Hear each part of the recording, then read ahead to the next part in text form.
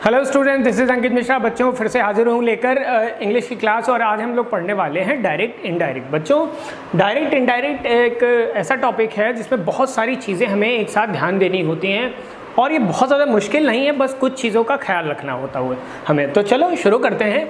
तो बच्चों इसमें देखिए कुछ डायरेक्ट में, डायरेक्ट क्या है? डायरेक्ट सेंटेंसेस वे सेंटेंसेस हैं जो मुंह से निकलते हैं, वक्ता के मुंह से। जैसे अभी मैं बोल रहा हूँ, कुछ भी कह रहा हूँ, तो वो सब डायरेक्ट है। आप सुन रहे हैं, ये डायरेक्ट है। लेकिन यही बातें कल को कोई किसी से चुगली कर दे या किसी दूसरे तरह से कहे तो फिर वो इनडायरेक्ट हो जाता है। करेक्ट? तो बच्चों जैसे यहाँ पर लिखा हुआ है, शी सेड, उसने कहा, यू टोल्ड मी अ लाई, कि तुमने मुझसे झूठ बोला है। अब ये देखिए डायरेक्ट, ये कॉमा और इन्वर्टेड कॉमास में बच्चों लिखा है, और ये कॉमा इन्वर्टेड कॉमास में लिखा है। इससे साफ पता चल रहा है कि ये वक्ता के कहे गए हू बहू शब्द हैं। कैसे बच्चों? हू बहू, है ना, ठीक वही शब्द है बच्चों। ये ठीक वैसे वक्ता के मुंह से कहे हुए हू बहू वैसे ही बिल्कुल एज इट इज शब्द हैं, है ना, जैसे निकले उन्हें वैसे ही कॉमास इन्वर्टेड कॉमास की हेल्प से लिख दिया गया है। तो जब बच्चों जब भी कभी कॉमा इन्वर्टेड कॉमास में चीज़ें आएँ तो वे डायरेक्ट हो सकती हैं, है ना बच्चों, एकदम स्पष्ट है। अब इसमें आपको दो मुख्य हिस्से ध्यान देने हैं, एक ये वाला और एक ये वाला। ये जो बच्चों है जिसमें लिखा है शी सेड, ये आपकी रिपोर्टिंग वर्ब है। ये क्या है बच्चों? रिपोर्टिंग वर्ब, रिपोर्ट करने वाली वर्ब। ये वर्ब जो है बच्चों रिपोर्ट करेगी कि आगे क्या कहा गया है। रिपोर्टिंग वर्ब, कौन सी वर्ब? रिपोर्टिंग वर्ब, है ना, रिपोर्ट करने वाली वर्ब। और ये क्या है बच्चों? ये है रिपोर्टेड स्पीच। जब डायरेक्ट इनडायरेक्ट करते हैं बच्चों आप, तो आपको इन शब्दों से वाकिफ होना पड़ता है, रिपोर्टिंग वर्ब और रिपोर्टेड स्पीच। तो रिपोर्टिंग वर्ब बच्चे क्या है? ये है। और रिपोर्टेड स्पीच क्या है? जो रिपोर्ट किया गया। रिपोर्टेड स्पीच, कौन सा स्पीच बच्चे? रिपोर्ट किया हुआ। जो भी यहाँ रिपोर्टिंग वर्ब ने कहा वो ये है कि you told me a lie. Fine, ये इतनी बात है भाई रिपोर्टिंग वर्ब और रिपोर्टेड स्पीच को लेकर के। डायरेक्ट में बच्चों, डायरेक्ट को आप डायरेक्ट स्पीच को दो हिस्सों में बांट सकते हैं, रिपोर्टिंग वर्ब और रिपोर्टेड स्पीच में। और हमें किन बातों का बच्चों ख्याल रखना है वो है कुछ इस प्रकार। देखिए बच्चों, आपको सेंटेंस की समझ होनी चाहिए। सेंटेंसेस हम सबने पहले से ही पढ़ रखे हैं, सेंटेंसेस, है ना बच्चों। सेंटेंसेस के टाइप्स आपको पता होने चाहिए। प्रोनाउंस के विषय में थोड़ी सी इंफॉर्मेशन होनी चाहिए, स्पेशली पर्सनल प्रोनाउन के बारे में बच्चों। व्यक्तिगत प्रोनाउन जो व्यक्तियों के लिए स्टैंड करते हैं उन्हें आप पर्सनल प्रोनाउन कहते हैं, उनके बारे में आपको थोड़ी सी जानकारी होनी चाहिए। प्रोनाउन की भी क्लास ओवर है, आप उसे याद कर लीजिए बच्चों। और टेंसेस के बारे में भी नॉलेज होनी चाहिए। ठीक है बच्चों, तो इन तीन चीज़ों को ध्यान में रखते हुए सेंटेंसेस की नॉलेज, प्रोनाउंस और टेंसेस, इन सब के बारे में हमें नॉलेज होनी चाहिए बच्चों। तो देखते हैं चलो क्या करना रहेगा बच्चों। तो आपको कुछ मुख्य बातों पर एक ब्रीफ समरी मैंने बच्चों यहाँ पर बना दी है, और आपको अपने हिसाब से चीज़ों को लिखना है, अपने हिसाब से आपको नोट्स बनाने हैं। सब कुछ नहीं लिखना है, अपने हिसाब से जो आपको इंपॉर्टेंट लगता है वो चीज़ें लिखिए। जो याद हो जाती हैं, जो आपको पहले से पता है, उन्हें लिखने की आवश्यकता नहीं है। तो बच्चों देखिए, मैंने यहाँ पे एक समरी ड्रॉ की है, इससे आपको एक आइडिया, एक ब्रेन चाइल्ड मिलने वाला है बच्चों। देखिए काइंड्स ऑफ सेंटेंसेस, इनमें यहाँ पर काइंड्स ऑफ सेंटेंसेस लिखे हुए हैं, और इन सेंटेंसेस के हिसाब से काइंड्स ऑफ सेंटेंसेस का मतलब बच्चों क्या है? वाक्यों के प्रकार। वाक्यों के कई प्रकार होते हैं, assertive, interrogative, imperative, exclamatory, optative, ये प्रकार हैं। पहले ही आपने पढ़ा है सेंटेंसेस के दौरान इन्हें। तो बच्चों इन प्रकार के हिसाब से, सेंटेंसेस के इन वाक्यों के हिसाब से, इन टाइप्स के हिसाब से यहाँ पर बच्चों रिपोर्टिंग वर्ब और कंजंक्शंस लिखे हुए हैं, है ना। नेचर क्या होता है असर्टिव सेंटेंस का या इंटरोगेटिव का, वह भी लिखा हुआ। तो बहुत अच्छे से एक समरी बच्चों आपके लिए ड्रॉ कर दी गई है। अब आओ इन्हें समझने की कोशिश करते हैं। ठीक है, तो बच्चों यहाँ पर देखिए assertive sentence, kinds of sentence में सबसे पहली बात, सबसे पहला सेंटेंस हमारा बच्चों क्या है? असर्टिव। असर्टिव बच्चों क्या होते हैं? जो अपनी बात पर जोर देते हैं। असर्ट करना मतलब टू से समथिंग फर्मली, स्ट्रांगली, वेहिमेंटली, है ना, कोई बात अपनी दृढ़तापूर्वक ढंग से करना। कैसे करना बच्चों? एकदम जबरदस्त रूप में, सॉलिडली, है ना बच्चों। तो असर्टिव होते हैं, असर्टिव दो तरह के होते हैं, affirmative and negative. You know very well, है ना, अच्छे से पता है आपको। ये सिंपल स्टेटमेंट्स होते हैं। ये कैसे होते हैं बच्चों? साधारण कथन। सिंपल स्टेटमेंट से क्या मतलब बच्चों? साधारण कथन। बिल्कुल कान खोलकर बच्चों बैठना है, और ये बहुत मुश्किल टॉपिक है नहीं, जितना यहाँ पर सब लिखा मिल रहा है इतना मुश्किल नहीं है, लेकिन इसे समझने के लिए आपको ये सब जानना पड़ेगा बच्चों। ठीक है, तो असर्टिव सेंटेंस में क्या? असर्टिव सेंटेंस से सिंपल स्टेटमेंट्स होते हैं बच्चों। अब यहाँ पर रिपोर्टिंग वर्ब बच्चों क्या आपको मिलेगी, और आपको क्या रिपोर्टिंग वर्ब में यूज करना है? जब आप बच्चों चेंजेस करते हैं, जब आप डायरेक्ट से इनडायरेक्ट में कन्वर्ट करते हैं, तो रिपोर्टिंग वर्ब में भी चेंजेस आ जाते हैं। रिपोर्टिंग वर्ब में चेंजेस होते हैं अपने रिपोर्टेड स्पीच टेंस के हिसाब से, या सब्जेक्ट या ऑब्जेक्ट के हिसाब से बच्चों, तो चेंजेस हो जाते हैं रिपोर्टिंग वर्ब में। तो रिपोर्टिंग वर्ब बच्चों कैसी होने वाली है, जब असर्टिव सेंटेंस होगा बच्चों, अफर्मेटिव या नेगेटिव सेंटेंस होगा, साधारण वाक्य होंगे, तो क्या होगा बच्चों, रिपोर्टिंग वर्ब सेड या टोल्ड में आप इसे चेंज करेंगे। किस में करेंगे बच्चों, सेड या टोल्ड में आप इसे चेंज करेंगे, ठीक है बच्चों। और कंजंक्शन, कंजंक्शन क्या यूज करेंगे बच्चों, क्यों, क्योंकि भाई ये दो क्लॉजेज हैं, ये दो अलग क्लॉजेज जिसे आप रिपोर्टिंग वर्ब के नाम से जान रहे हैं बच्चों, यहाँ पर जिसे आप रिपोर्टिंग वर्ब कह रहे हैं बच्चे, वो एक्चुअली मेन क्लॉज है। वो क्या है बच्चों, वो आपका मेन क्लॉज है। वो क्या है बच्चों, मेन क्लॉज है। वो आपका क्या है बच्चों, ये मेन क्लॉज है, हमारा प्रधान उपवाक्य है बच्चों। ये दो क्लॉजेज हैं, ये क्या है बच्चों, ये दो क्लॉजेज हैं। और ये आपका सबऑर्डिनेटिंग क्लॉज है। क्या है बच्चों, सबऑर्डिनेटिंग क्लॉज। कंजंक्शन आप पढ़ चुके हैं, क्लॉजेज की भी नॉलेज है आपके पास बच्चों। तो ये आपका सबऑर्डिनेटिंग क्लॉज है। तो जब दोनों बच्चों ये क्लॉजेज जोड़ेंगे तो दे नीड अ कंजंक्शन, एक कंजंक्शन की जरूरत है उनको, सबऑर्डिनेटिंग क्लॉज, करेक्ट। तो इन्हें कंजंक्शन की जरूरत है। तो असर्टिव सेंटेंस में बच्चे क्या कंजंक्शन मिलने वाला इन्हें, तो असर्टिव सेंटेंसेस में इन्हें कंजंक्शन मिलने वाला है, दैट इज दैट। वो क्या है बच्चों, दैट कंजंक्शन की हेल्प से आप सेंटेंसेस को जोड़ पाएंगे। बहुत सारे एग्जांपल्स अभी आएंगे बच्चों और अच्छे से समझ में। अभी एक समरी है, एक ब्रेन चाइल्ड क्रिएट करने का टाइम है बच्चों, तो जल्दी से समझिए इसे। तो असर्टिव सेंटेंसेस में बच्चों क्या कर रहे हैं, इसमें रिपोर्टिंग वर्ब सेड या टोल्ड होती है। अब कब सेड होती, कब टोल्ड होती, अभी नीचे आपको हम एक्सप्लेन कर देंगे। और कंजंक्शन दैट का इस्तेमाल करना है, ठीक है। तो एक ब्रेन चाइल्ड आपको मिला, ठीक। अब बच्चों इंटरोगेटिव सेंटेंस जब होगा, इंटरोगेटिव सेंटेंसेस होंगे तो क्या करना है बच्चों, ये डायरेक्ट इनडायरेक्ट आपने कभी ना कभी जरूर पढ़ी है। तो पहले से आपके पास डेटा है, बस उसे अक्यूमुलेट करने की जरूरत है, उसे इकट्ठा करने की जरूरत है। तो बच्चों इंटरोगेटिव सेंटेंस, इंटरोगेटिव बोले तो बच्चों प्रश्नवाचक वाक्य। अब प्रश्नवाचक वाक्य बच्चों दो तरह के हो सकते हैं, यस नो टाइप वाले और WH वर्ड्स वाले, है ना बच्चों। यस नो वाले जिनका उत्तर आप यस नो में देख सकते हैं, क्या आपके टूथपेस्ट में नमक है ना, क्या आपको मैगी पसंद है, तो इनके आंसर्स आप यस या नो में दे पाते हैं। लेकिन कुछ WH वर्ड्स वाले होते हैं, वेयर इज योर स्कूल, है ना, व्हाट डू यू लाइक, तो इसका आंसर आप यस और नो में नहीं देते, इसका आप सीधे उत्तर देते हैं किसी अन्य रूप से, है ना बच्चों। तो यस नो टाइप वाले प्रश्नवाचक और WH वर्ड्स वाले प्रश्नवाचक, दो तरह के प्रश्नवाचक होते हैं। तो बच्चों इनमें आप क्या करते हैं, इनमें रिपोर्टिंग वर्ब बच्चे क्या इस्तेमाल करने वाले हैं, आप रिपोर्टिंग वर्ब कौन सी इस्तेमाल करेंगे इसमें, तो जल्दी से बता दो। आस्क्ड, आस्क मतलब बच्चों क्या होता है, पूछना भी होता है। आस्क का मतलब कुछ करने के लिए कहना भी होता है, और आस्क मतलब पूछना भी होता है ना। तो आस्क का यूज़ करेंगे आप। इंक्वायर्ड का भी यूज़ कर सकते हैं, किसी ऑफिसर ने अपने जो है किसी से पूछा, है ना, इंक्वायरी की, तो इंक्वायर का यूज़ कर सकते हैं। वंडर्ड, वंडर वर्ड तो आप जानते थे, बहुत पहले से जानते हैं। हाउ आई वंडर, मैं अक्सर कोशिश करता हूँ जानने की। व्हाट यू आर, आप क्या हो। वंडर मतलब भी जानना होता है बच्चों, आश्चर्य से जानने की कोई कोशिश करना, ठीक है। और वांटेड टू नो, जानना चाहता था, ऐसे शब्दों का भी प्रयोग आप कर सकते हैं बच्चों, है ना। वांटेड टू नो का अर्थ क्या है, जानना चाहते हैं, कुछ प्रश्न है उसका उत्तर जानना चाहते हैं। तो रिपोर्टिंग वर्ब में बच्चों आप asked, inquired, wondered, wanted to know या अन्य कोई भी ऐसे शब्द जो जानने का अर्थ रखते हैं, जहां पर आप जानने की कोशिश करते हैं, ठीक है। तो इसमें बच्चों आप कंजंक्शन क्या यूज़ करने वाले हैं बच्चों, कंजंक्शन क्या आने वाला है, देखिए WH वर्ड स्वयं ही कंजंक्शन का काम बच्चों करते हैं। अगर वह WH वर्ड्स वाला WH वर्ड्स वाले टाइप का इंटरोगेटिव है बच्चों, तो उसे किसी कंजंक्शन की ज़रूरत नहीं है, वह खुद WH वर्ड एक कंजंक्शन का काम करता है। और फिर आगे आपको क्या करना होता है, आगे असर्टिव सेंटेंस की तरह सब्जेक्ट, वर्ब, ऑब्जेक्ट, वैसे ही जैसे असर्टिव सेंटेंस लिखते हैं वैसे ही सेंटेंस लिख दिया जाता है। क्यों बच्चों, आज सुनने की क्लास है, समझने की क्लास है, तो बिल्कुल कान खोल कर सुनना है और बिल्कुल घबराना नहीं है, ठीक है बिल्कुल बच्चों।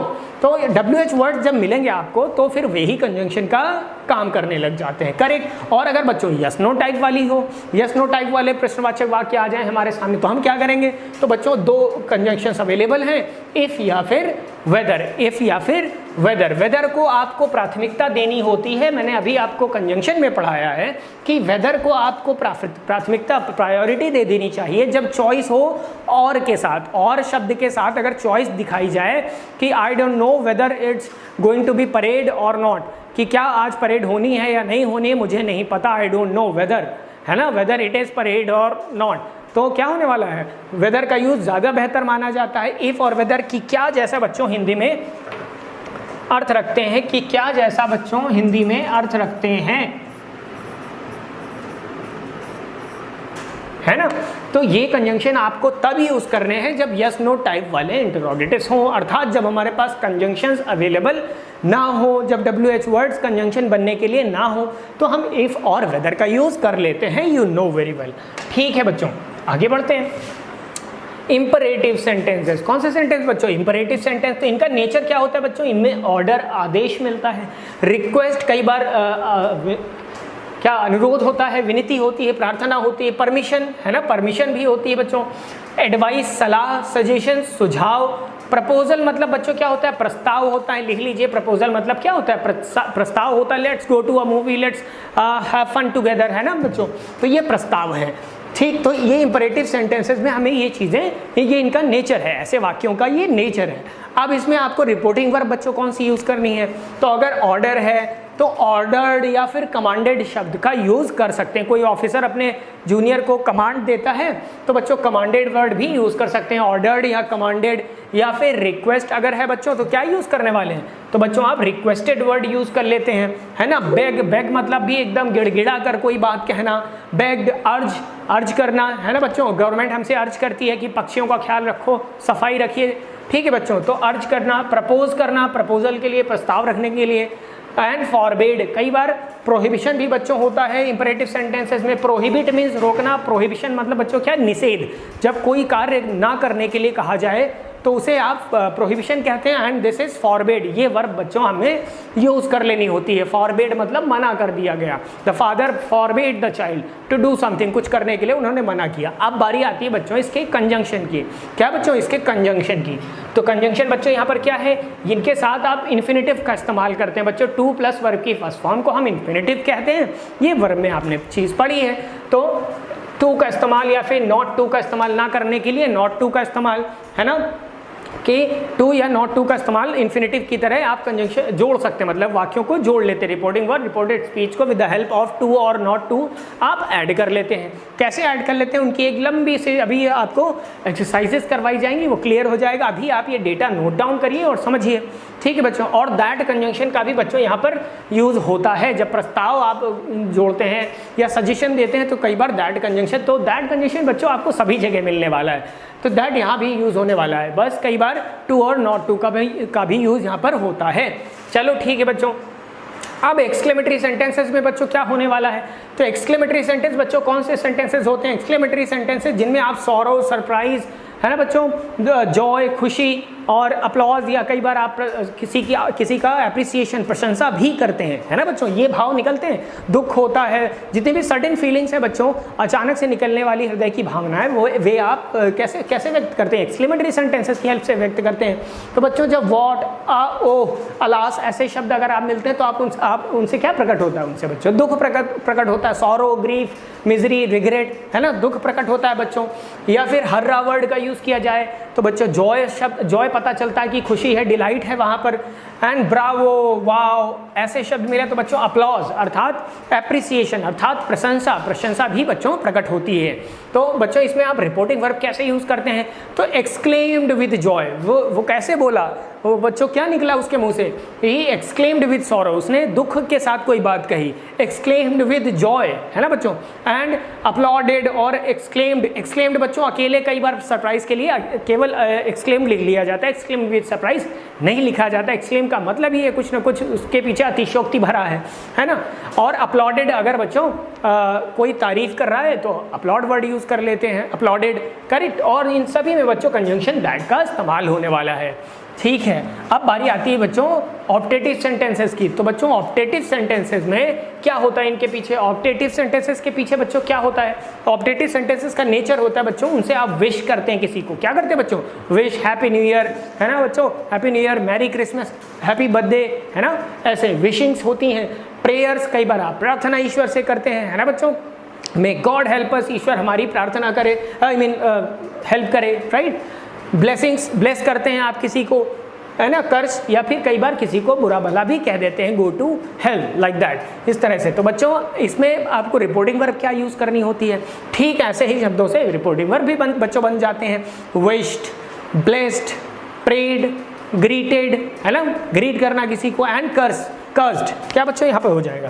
कर्स्ड, कुछ बुरा भला कह दिया, कर्स्ड, करेक्ट बच्चों, ठीक है।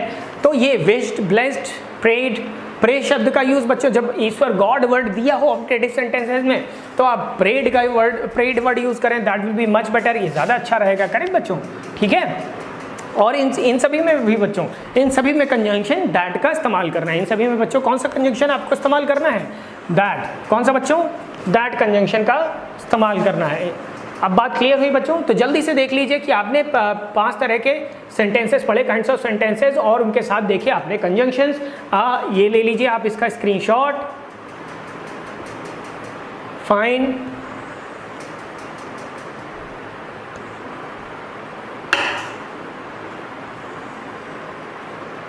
Fine, done. तो बच्चों ये रही बात सेंटेंसेस की और उनके नेचर्स की और उनमें यूज़ की जाने वाली रिपोर्टिंग वर्ब्स एंड कंजंक्शंस की एक संक्षिप्त विवरण आपने देख लिया, एक ब्रीफ हिस्ट्री आपने इनकी देख ली है। अब बात करते हैं बच्चों टेंसेस के बारे में। तो टेंसेस में भी चेंजेस होते हैं और टेंस आपने पढ़े।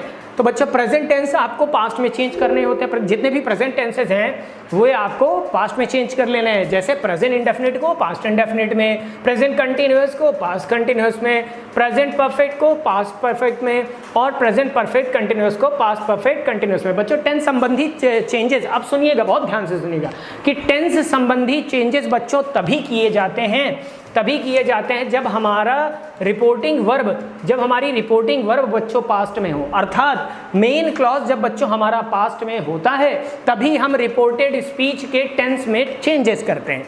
ठीक है बच्चों, जब मेन क्लॉज हमारा पास्ट में होता है तो हमारा सबऑर्डिनेटिंग क्लॉज भी किस में होना चाहिए? पास्ट में होना चाहिए। अगर ये रिपोर्टिंग वर्ब प्रेजेंट या फ्यूचर में है बच्चों, कान खोलकर सुन लीजिए कि अगर आपकी मेन क्लॉज की वर्ब अर्थात रिपोर्टिंग वर्ब की जो है बच्चों टेंस है वह अगर आपकी प्रेजेंट या फिर फ्यूचर में है तो हमें रिपोर्टेड स्पीच के टेंसेस में चेंज करने की ज़रूरत नहीं होती है। ज़रूरत कब होती है बच्चे? जब रिपोर्टिंग वर्ब पास्ट में हो तो हमारा रिपोर्टेड स्पीच का टेंस भी पास्ट में होना चाहिए। और ये बेहद सीधी सी बात है कि अगर मेन क्लॉज हमारा पास्ट में है तो सबऑर्डिनेटिंग क्लॉज भी पास्ट में होता है। इज दैट क्लियर बच्चों? तो तभी हमें टेंस की टेंसेस को चेंज करने की ज़रूरत पड़ती है। अब टेंसेस में चेंजेस किस तरह से होने हैं वो कुछ इस प्रकार है बच्चों कि सारे प्रेजेंट टेंसेस जो हैं बच्चों वो पास्ट में चेंज कर लिए जाते हैं। जैसे प्रेजेंट इंडेफिनिट को past indefinite, present continuous past continuous, present perfect past perfect past perfect and present perfect continuous past perfect continuous. बात बच्चों समझ में आई? बेहद सीधा है ना। आप जरा पास्ट की बात करिए कि पास्ट टेंसेस में कैसे कैसे चेंज करना है, और यहाँ पे थोड़ा सा केयरफुल होने की ज़रूरत है, आपको थोड़ा सावधान होने की ज़रूरत है कि पास्ट इंडेफिनिट को बच्चों किस में चेंज कर लेते हो?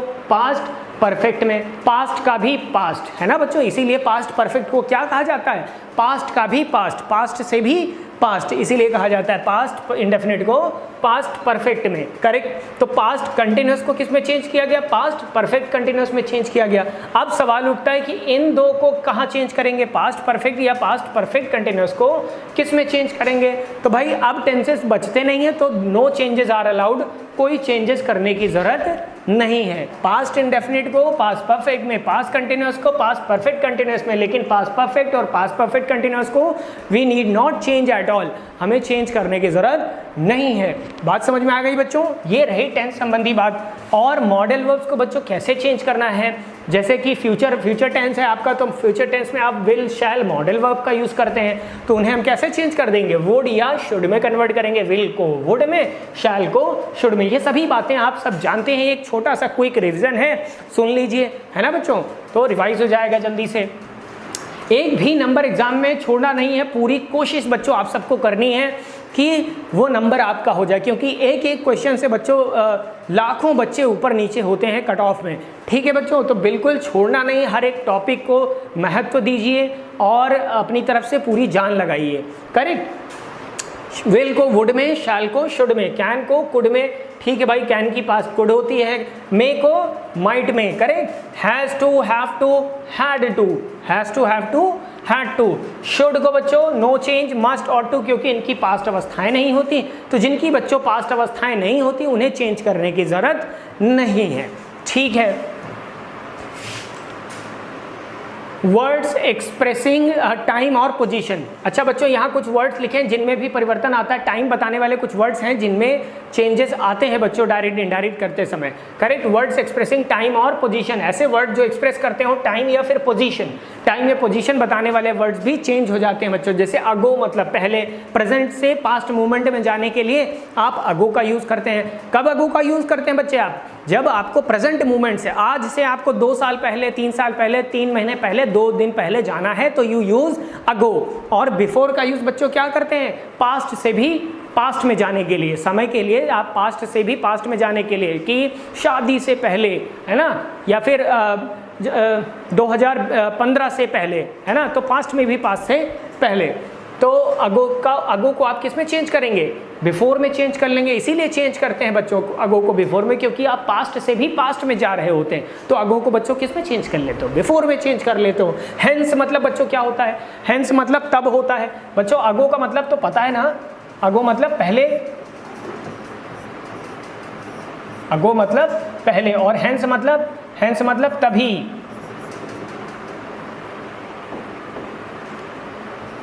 तभी या तब, है ना। देंस मतलब तब से, है ना। ठीक है। हेयर मतलब पता है, हेयर मतलब यहाँ, देर मतलब वहाँ, हेयर को देर में, नाउ मतलब अभी, देन मतलब तब, दाव को देन में, दिस को दैट में, दीज को दोज में, एंड 10 मीन्स इस प्रकार अतः, और 10 को आप सो, इसलिए इस तरह से चेंज कर लेते हैं बच्चों।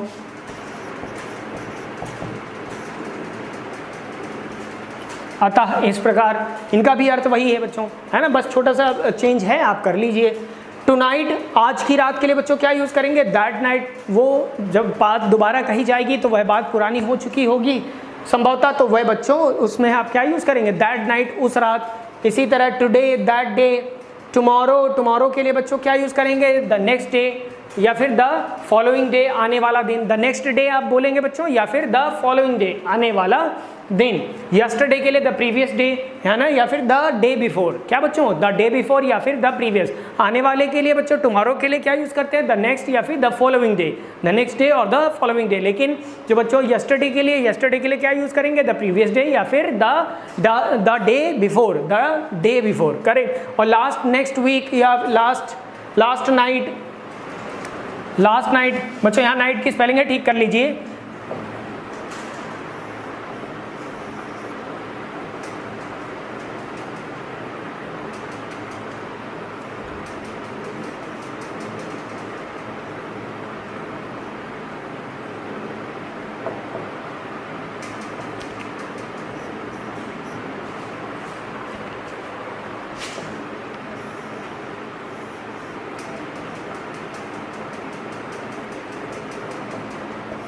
फाइन। लास्ट नाइट और वीक और ईयर, तो क्या हो जाएगा बच्चों? लास्ट पुरानी बात है, तो क्या करेंगे बच्चों? The previous night, week, year, previous शब्द का प्रयोग कर लेंगे। नेक्स्ट के लिए the following week, month, year, है ना। द फॉलोइंग वीक, मंथ और ईयर के लिए द फॉलोइंग वीक, मंथ और ईयर। फॉलोइंग शब्द मतलब आने वाला बच्चों, है ना। द फॉलोइंग थिंग्स या फॉलोइंग वर्ड्स, ठीक, आने वाले। और प्रीवियस मतलब बच्चों पीता हुआ। तो बेहद आसान चीज़ थी बच्चों ये टाइम वाली, इसे आपको नोट डाउन कर लेना है। टेक अ स्क्रीनशॉट और नोट डाउन कर लीजिए बच्चों, ठीक है, यहाँ से। ठीक, डन, ओके।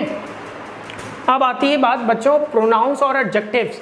प्रोनाउंस के बारे में भी बच्चों थोड़ी सी इन्फॉर्मेशन आपको होनी चाहिए, और वो क्या है बच्चों? वो है कि प्रोनाउंस में आपको पर्सनल प्रोनाउंस के बारे में बच्चों पता होना चाहिए, पर्सनल प्रोनाउन के बारे में, ठीक। तो पर्सनल प्रोनाउन मैंने आपको पढ़ाया है, प्रोनाउंस पढ़ाए हैं, तो एक बार देख लीजिए। पर्सन्स, कितने पर्सन्स होते हैं बच्चों? पर्सनल प्रोनाउन में भी 3 पर्सन्स होते हैं, फर्स्ट पर्सन, सेकंड पर्सन और थर्ड पर्सन। और इनमें बच्चों केसेस होते हैं, मतलब कोई सब्जेक्ट बनता है तो कोई ऑब्जेक्ट बनता है, और तो कोई पॉजिटिव एडजेक्टिव या प्रोनाउन के रूप में यूज होता है। तो फर्स्ट पर्सन प्रोनाउन, पहला पर्सनल प्रोनाउन है बच्चे फर्स्ट पर्सन प्रोनाउन। तो फर्स्ट पर्सन प्रोनाउन बच्चे कौन सा होता है? आई और वी। आई और वी बच्चे आपका क्या होता है, फर्स्ट पर्सन प्रोनाउन होता है। Very good. और ये सब्जेक्टिव केस है। ये बच्चे कैसा केस है, सब्जेक्टिव केस है। सब्जेक्टिव केस का मतलब क्या है, आई और वी को बच्चे आप हमेशा सब्जेक्ट के स्थान पे यूज करते हैं, कभी आप इसे ऑब्जेक्ट नहीं बनाते, है ना बच्चों। क्या यूज करते हैं, कैसे यूज करते हैं, सब्जेक्ट के रूप में यूज करते हैं इसे आप हमेशा नाउन की जगह पर। नाउन जहां भी आ सकता है बच्चों वहां पर स्पेशली सब्जेक्ट के रूप में। कैसे बच्चों, सब्जेक्ट के रूप में आप याद रखिए, ठीक है। कॉम्प्लीमेंट भी कभी कभी बन जाता है, this is we, this is we, या दिस इज आई, है ना, इट इज आई। तो बच्चों ये सब्जेक्टिव केस में आपको यूज करना रहता है। और इसकी ऑब्जेक्टिव केस बच्चे क्या होगी, ऑब्जेक्टिव केस होगा आई का जो है ऑब्जेक्टिव केस मी होता है। आई का ऑब्जेक्टिव केस क्या होता है बच्चों, मी होता है। पजेसिव एडजेक्टिव माई होती है और पजेसिव प्रोनाउन बच्चों माइन होता है। अब आप थोड़ा सा शायद कंफ्यूज हो जाएं कि भाई माई और माइन क्या है। वैसे मैंने आपको प्रोनाउन में पढ़ाया है, बट तो मैं आपको याद दिला दूं बच्चों, माई इज एन एडजेक्टिव। माई एक पजेसिव एडजेक्टिव है, अधिकार बताने वाला एडजेक्टिव है। क्या है बच्चों, एडजेक्टिव है। इसके बाद आपको हमेशा नाउन चाहिए होता है। This is my pen, correct. This is my, अकेले क्या बोलेंगे आप, कभी इसे नहीं बोलते। माई के बाद ऑलवेज आप एक नाउन लेकर आते हैं, लेकिन माइन नहीं ऐसा होता, माइन आप अकेले यूज करते हैं, है ना। This is mine, this country is hours, है ना बच्चों। दिस कंट्री इज माइन, तो माइन आप अकेले यूज कर पाते हैं। दिस इज द रीजन कि ये आपका प्रोनाउन है और ये आपकी एडजेक्टिव है। In the same way we का, वी बच्चों सब्जेक्टिव है, ऑब्जेक्टिव इसका अस है, और इसकी पजेसिव एडजेक्टिव आर और आर्स, इसके एडजेक्टिव आर और प्रोनाउन आर्स बनने वाला, पजेसिव एडजेक्टिव और पजेसिव प्रोनाउन। सेकंड पर्सन बच्चों क्या है, यू, जिसका सब्जेक्टिव यू होता है और ऑब्जेक्टिव भी यू ही होता है। करेक्ट बच्चों। I gave you, you gave me and I gave you, तो यू बच्चों क्या है, सब्जेक्टिव भी है और ऑब्जेक्टिव भी बनता है। और योर एंड योर्स बच्चों क्या है, ये आपके पजेसिव एडजेक्टिव और पजेसिव प्रोनाउन है। फाइन। अब थर्ड पर्सन में भी बच्चों आपको कुछ जान लेना चाहिए। थर्ड पर्सन प्रोनाउन कौन से हैं, ही, शी, इट, दे, रोहन, सोहन, ये भी आप थर्ड पर्सन में इन्हें आप गिन सकते हैं।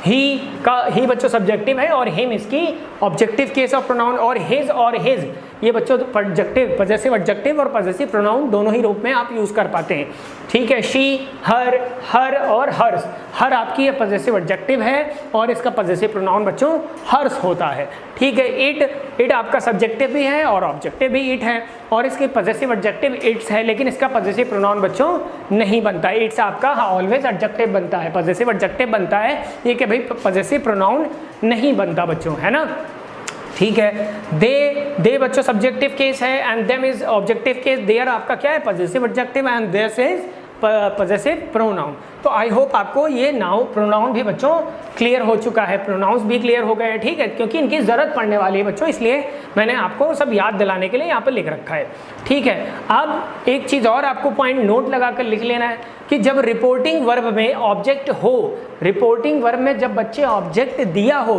तभी आप से को टेल में या सेज को टेल्स में या सेड को टोल्ड में चेंज करते हैं, है ना बच्चे। कि से को टेल में आप कब चेंज करते हैं, आपने अभी कहा ऊपर, अभी ऊपर कहा गया कि जब असर्टिव सेंटेंस बच्चों आप बना रहे थे, असर्टिव सेंटेंसेस आप बना रहे थे बच्चों, तो से यहाँ पर रिपोर्टिंग वर्ब सेड या टोल्ड दो चीज़ें हैं, सेड में भी चेंज करते हैं और टोल्ड में भी। तो टोल्ड में हमें कब करना होता है, टोल्ड में हमें कैसे करना होता है, तो टोल्ड में बच्चों आप तभी कर सकते हैं, टोल्ड में आप बच्चों तभी कर सकते हैं, टोल्ड में बच्चों आप तभी कर सकते हैं जब रिपोर्टिंग वर्ब में ऑब्जेक्ट हो। क्यों, ऐसा क्यों है बच्चे, कि क्योंकि से आपकी एक ऐसी वर्ब है बच्चे, से आपकी एक ऐसी वर्ब है जो ट्रांजिटिव भी है और इंट्रांजिटिव भी है, ट्रांजिटिव भी बच्चों है और इंट्रांजिटिव भी है,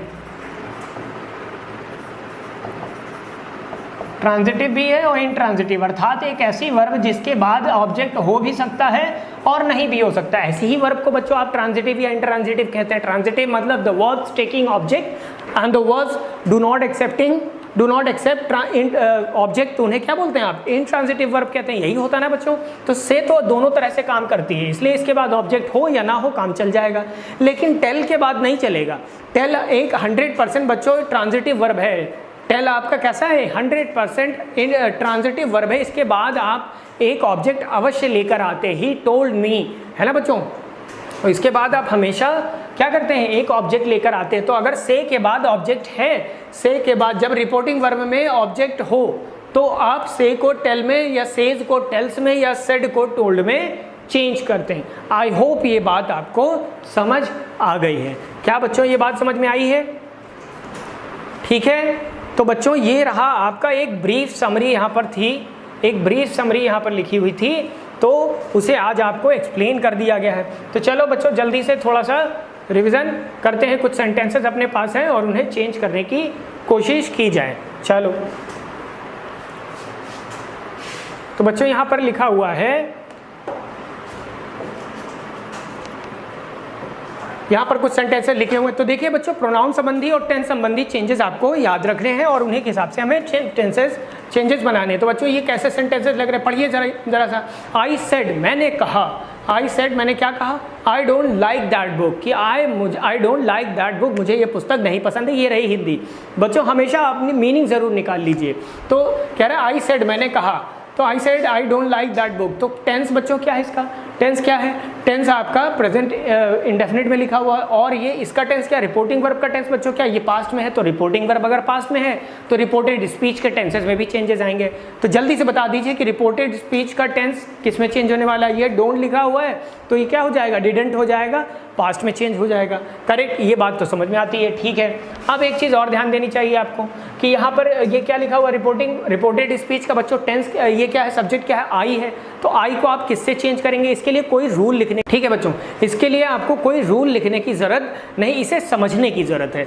ठीक है बच्चों, तो समझिए इसमें क्या है कि अगर आप यहाँ पर आई लिखा हुआ है और इसका मतलब है कि मैंने कहा कि मैं वह पुस्तक पसंद नहीं करता हूँ, तो ये बात किसने कही, ये बात किसने कही थी? आई सेड, मैंने कहा कि मैं ये पुस्तक पसंद नहीं करता हूँ। तो ये जो मैं है ये इसी के लिए तो आया है ना, कि मैंने ही, कहने वाला कौन, ये, और उसने किसके बारे में कहा, अपने आप को लेकर, मैं के बारे में लेकर कहा। तो बच्चों क्या ये चीज़ इसके लिए ही नहीं आई जो वक्ता कह रहा है? तो अगर इसके लिए आई है तो हम इसको किसके हिसाब से बच्चों चेंज करेंगे? इसके हिसाब से चेंज करेंगे। बात बच्चों समझ में आ चुकी है आपको? करेक्ट, ठीक है। तो ये आई किसके लिए आया है? ऑलवेज, हमेशा जो कहेगा वो अपने लिए क्या यूज़ करेगा, आई यूज़ करेगा या फिर वी यूज़ करेगा। तो हमें हमेशा सब्जेक्ट को देखकर इसे चेंज करना, और सब्जेक्ट की जगह पर भगवान की दया से यहाँ पर क्या लिखा हुआ है, बाय गॉड्स ग्रेस, आई ही लिखा हुआ है। तो ये आई नहीं रहेगा। अगर यहाँ कुछ और होता तो फिर ये वह हो जाता, है ना। यहाँ कोई भी प्रोनाउन बच्चों लिखा होता, अगर आपका रिपोर्टेड स्पीच में आई लिखा हुआ है, फर्स्ट पर्सन लिखे हुए, तो फर्स्ट पर्सन हमेशा क्या होते बच्चों, सब्जेक्ट से इसके चेंज होते हैं। ठीक है बच्चों, क्योंकि कहने वाला यही होता है, कहने वाला यही होता है और वो अपने लिए बात कह रहा है, तो फिर आप उसे उसी से चेंज कर देते हैं। आई होप ये बात आपको क्लियर है। ठीक है, और टेंसेस भी क्लियर। तो जल्दी से बता दीजिए क्या बनने वाला है, क्या बनने वाला है कि बच्चों, और ये सेंटेंस कैसा है? सेंटेंस आपका असर्टिव है। ठीक है, तो असर्टिव सेंटेंस में दैट कंजंक्शन की हेल्प से आप सेंटेंसेस को जोड़ सकते हैं। ठीक है भाई, तो बना दीजिए कि आई सेड। क्या बच्चों सेड को टोल्ड में चेंज करने की ज़रूरत है? सेड को टोल्ड में चेंज करने की ज़रूरत है क्या बच्चों? नहीं करेंगे, क्योंकि सेड को टोल्ड में तभी आप चेंज करते हैं कि जब सेड के बाद हमें एक ऑब्जेक्ट दिया गया होता। तो आई सेड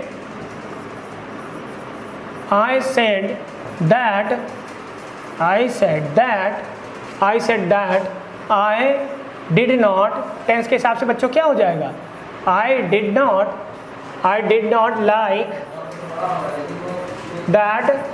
that को बच्चों दैट में ही रहने देते हैं ना, दिस को दैट में चेंज करते हैं और दैट को कहाँ ले जाएंगे? दैट को दैट में रहने देंगे। I said that I did not like that book। मैंने कहा कि मुझे वो पुस्तक नहीं पसंद थी, है ना बच्चों। उस वक्त की बात, पुरानी बात को आप फिर से कह रहे हैं। तो आई होप बात क्लियर है बच्चों।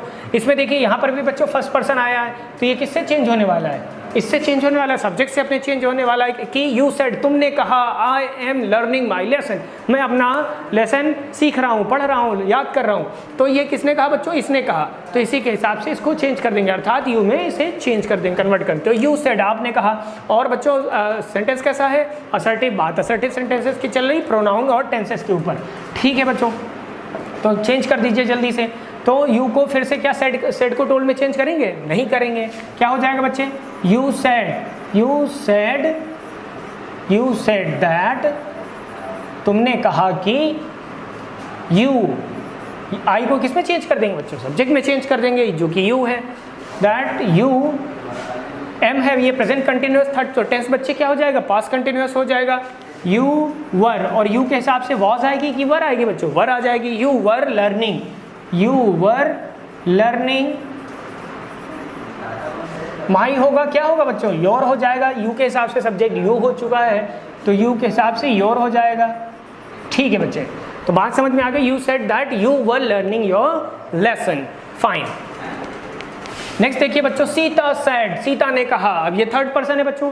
Sita said I have read this book, मैंने ये किताब पढ़ी हुई है। तो सीता ने कहा, तो बच्चों क्या हो जाएगा? Sita said, Sita said, Sita said, Sita ने कहा। टोल्ड में नहीं चेंज करेंगे क्योंकि ऑब्जेक्ट नहीं है, और दैट कंजंक्शन का यूज करेंगे। असर्टिव सेंटेंस है दैट। अब ये आई किसके हिसाब से चेंज होने वाला? सीता के हिसाब से। तो सीता के हिसाब से बच्चों क्या करेंगे? ही लगाएंगे, शी लगाएंगे, दे लगाएंगे, क्या लगाएंगे? शी लगा लेंगे। बहुत बढ़िया, आपकी आवाज़ मुझे सुनाई दे रही है। शी। अब ये have read, she I have read this book, tense क्या है बच्चों? प्रेजेंट परफेक्ट है। क्या करेंगे? हैड में चेंज कर लेंगे। शी हैड रेड, इसे बच्चों रेड कहते हैं, रीड रेड रेड, है ना? तो इसका उच्चारण बच्चों बदल जाता है, स्पेलिंग सेम रहती है। तो शी हैड रेड दिस को क्या चेंज करेंगे बच्चों? किसमें? दैट में। She had read that book. ठीक है बच्चों, ठीक। सीता सेड, सीता ने कहा that she had read that book. बहुत बढ़िया। नेक्स्ट बच्चों, ही सेड, उसने मुझसे, ही सेड टू मी, उसने मुझसे कहा। क्या कहा? You are not happy, you are not happy, तुम खुश नहीं हो। तो ठीक है भाई, क्या कर लिया जाए? तो यहाँ पर देखिए बच्चों, सब्जेक्ट चेंज हो गया, यहाँ पर सब्जेक्ट यू हो गया है। अब ये कि इसने मुझसे कहा, ही सेड टू मी, इसने मुझसे कहा। ध्यान से देखिए बच्चों, ही सेड टू मी, उसने मुझसे कहा।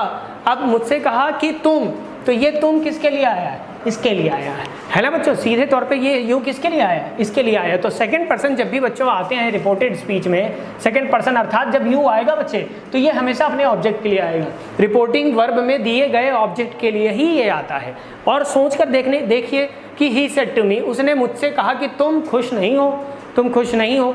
तो किससे कहा? उसने मुझसे कहा है। यहाँ पर जो भी रखा होगा उसी से कहा गया है, तो इसको इसके हिसाब से चेंज कर लेंगे। ठीक है, तो बच्चों बनाने की कोशिश करिए।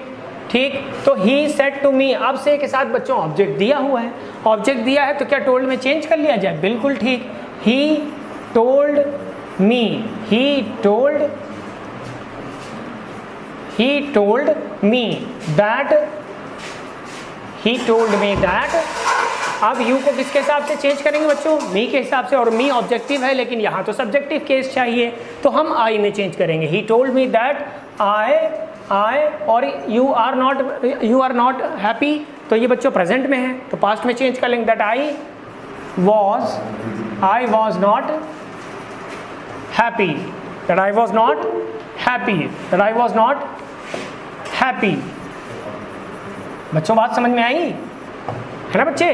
कि आपने यू को किसके हिसाब से देखा? इसके ऑब्जेक्ट के। हमेशा जब भी यू बच्चे आएगा वो हमेशा इसके लिए, क्योंकि ये इससे कह रहा होगा, ये यहाँ पर जो बैठा है वो इससे कहेगा कि तुम, तो ये तुम इसके लिए आएगा हमेशा, तो उसी के हिसाब से आप इसके ऑब्जेक्ट, रिपोर्टिंग वर्ब के ऑब्जेक्ट के हिसाब से उसे चेंज कर लेंगे। बढ़िया, ठीक है। नेक्स्ट बता दीजिए। आई सेड टू देम, मैंने उनसे कहा, you were not doing your job well, कि तुम अपना काम ठीक ढंग से नहीं कर रहे हो। आई सेड टू देम, मैंने उनसे कहा, you were not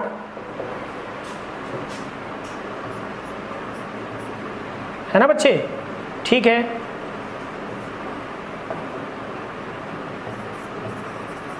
you were not doing your job well, कि आप अपना काम ठीक ढंग से नहीं कर रहे हैं। आई सेड टू देम, मैंने उनसे कहा। तो बच्चों ध्यान से देखिए क्या होने वाला है कि I said to them, object कौन है? देम है, तो यू किसके हिसाब से चेंज होने वाला है? इसके हिसाब से चेंज होने वाला है। ठीक है, और टेंस देखिए कौन सा चल रहा है बच्चों? You were not doing your job well, आप अपना काम ठीक ढंग से नहीं कर रहे थे। टेंस बच्चे कौन सा है? Past continuous. तो पास्ट कंटिन्यूअस को बच्चों किस में चेंज करते हैं? पास्ट परफेक्ट कंटिन्यूअस में। वेरी गुड, बात समझ में आई आपको? ठीक है, तो चेंज कर दीजिए बच्चों। और सेड को टोल्ड में चेंज करना होगा ना बच्चे, क्योंकि ऑब्जेक्ट अपने पास अवेलेबल है। ठीक है, तो आई टोल्ड देम, मैंने उनसे कहा, और कंजंक्शन दैट का इस्तेमाल। I told them that you मतलब देम के हिसाब से, तो देम के हिसाब से बच्चे क्या होने वाला है, दे होने वाला है। I told them that they had not been, they had not been doing, तो दे के हिसाब से बच्चे क्या हो जाएगा, योर के जगह क्या यूज करने वाले हो, देयर यूज करने वाले हो।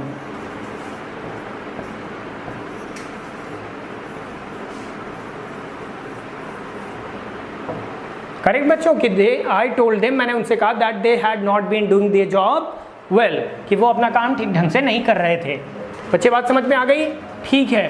नेक्स्ट देखिए बच्चों क्या है कि द टीचर सेड, टीचर ने कहा you should work hard now. अब बच्चों देखिए यहाँ यू तो आया है लेकिन यहाँ पर अपने पास ऑब्जेक्ट नहीं है। अब एक ऐसी सिचुएशन है जहाँ पर आपके पास यहाँ पर यू तो है रिपोर्टेड स्पीच में, लेकिन यहाँ पर रिपोर्टिंग वर्ब में आपके पास ऑब्जेक्ट नहीं है। अब क्या होगा बच्चों, तो ध्यान से समझिए इसको। देखिए बच्चे कि यहाँ पर कहा, टीचर ने कहा कि तुम्हें मेहनत करनी चाहिए, तो ये दो लोगों से कहा होगा टीचर ने। इसे प्रैक्टिकली सोचिए, इसमें ग्रामर मत लगाइए। दो लोगों से कहा गया होगा, या तो कि कोई दूसरा बंदा, या तो आपसे ये बात कही गई, टीचर ने किससे कहा, या तो हमसे कहा है या फिर किसी अन्य बच्चे से कहा है। दो लोगों से कह सकता है, या तो वो फर्स्ट पर्सन से कह रहा है, यानी जो बात ये कह रहा है वो कह रहा है कि टीचर ने कहा कि तुम्हें मेहनत करनी चाहिए। तो जो इंसान ये बात कह रहा है वो क्या होगा, वो हो जाएगा फर्स्ट पर्सन। वही उसी के लिए आप यूज़ कर सकते हैं। मतलब कहने का है बच्चे कि टीचर ने कहा कि तुम्हें मेहनत करनी चाहिए, अर्थात टीचर ने मुझसे कहा है ना, तो मैं अपने लिए आई शब्द प्रयोग कर सकता हूँ, तो आप इसे फर्स्ट पर्सन में चेंज कर सकते हैं। या फिर किसी तीसरे व्यक्ति से कहा होगा तो आप इसे थर्ड पर्सन में। तो दो तरह से बच्चों आप इसे चेंज कर सकते हैं। टीचर किससे कहेगा, या तो मुझसे कह रहा है, जो बोल रहा है, जो ये बात कह रहा है, मतलब इनडायरेक्ट में जो ये बात कहने वाला है उससे कह रहा है, या फिर किसी थर्ड पर्सन से कह रहा है। तो क्या बोलेंगे बच्चों आप कि द टीचर सेड। जब बच्चों यहाँ पर यू हो लेकिन यहाँ पर ऑब्जेक्ट ना हो, तो आप इसे या तो फर्स्ट पर्सन में चेंज कर ले या फिर थर्ड पर्सन में चेंज कर ले। द टीचर सेड, लेकिन सेड बच्चों अब आप इसे क्या किस में चेंज करने वाले हो, फर्स्ट पर्सन में चेंज करने वाले हो, तो आप इसे ऐसे भी कर सकते हैं, द टीचर टोल्ड मी, क्योंकि आप इसे ऑब्जेक्ट बना लीजिए। The teacher told me, object आप बना लीजिए, ऑब्जेक्ट नहीं है, फर्स्ट पर्सन को ऑब्जेक्ट बना लीजिए। The teacher told me that I should को बच्चों शुड में ही रहने देंगे, that I should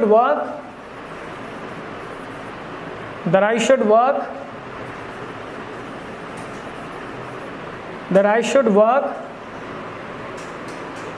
hard.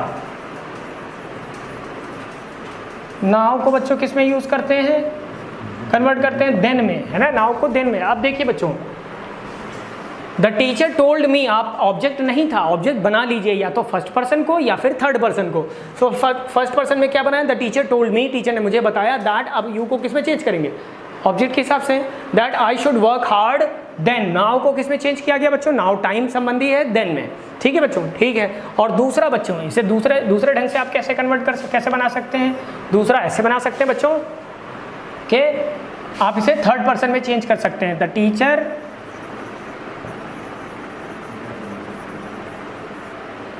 Teacher told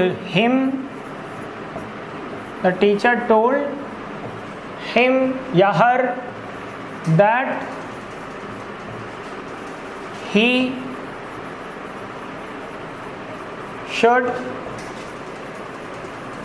should work hard then। Correct बच्चों, ठीक है। तो या तो थर्ड पर्सन में चेंज कर लीजिए या फिर फर्स्ट पर्सन में। ऐसा कब करेंगे, जब यहाँ यू में हो, रिपोर्टेड स्पीच में यू हो और यहाँ ऑब्जेक्ट अवेलेबल ना हो, ठीक है। एक और बच्चों यहाँ पर देखिए लिखा हुआ है इस बात को जस्टिफाई करने के लिए, ठीक है बच्चों। आई सेड, अब बच्चों यहाँ देखिए लिखा हुआ है, यहाँ तो थर्ड पर्सन आ गया रिपोर्टिंग वर्ब में। तब जब बच्चों यहाँ थर्ड पर्सन आ जाएगा तो थर्ड पर्सन को चेंज करने की ज़रूरत नहीं बचती है, थर्ड पर्सन को चेंज करने की ज़रूरत नहीं होती है, ठीक है। तो आप क्या कर लेंगे, इसको इनडायरेक्ट में बच्चों क्या बनाने वाले हैं,